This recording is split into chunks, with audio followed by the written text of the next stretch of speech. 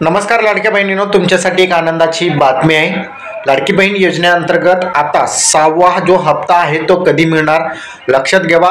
राज्याच्या मंत्रिमंडळ जे गठीत होणार आहे, आजपासून त्यांचं मंत्रिमंडळ शपथविधी पार पडणार आहे। आज शपथविधी पार पडल्यानंतर येत्या 2 दिवसामध्ये मात्र लाडकी बहीण योजनेचे पैसे लाभार्थी महिलांच्या खात्यामध्ये जमा होण्यास सुरुवात होणार आहे।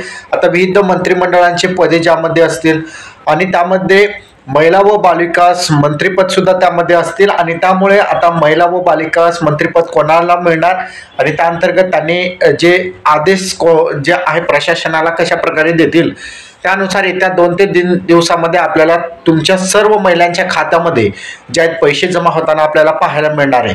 हा जो हप्ता असेल तो फक्त 1500 रुपयांचा असेल, 2100 रुपयांचा हा हप्ता मिळणार नाही, कारण की जोपर्यंत मंत्रिमंडळ बैठकीमध्ये त्याचा निर्णय होणार नाही 2100 रुपयांचा, तोपर्यंत फक्त आपल्याला 1500 रुपये महिनाच मिळणार आहे।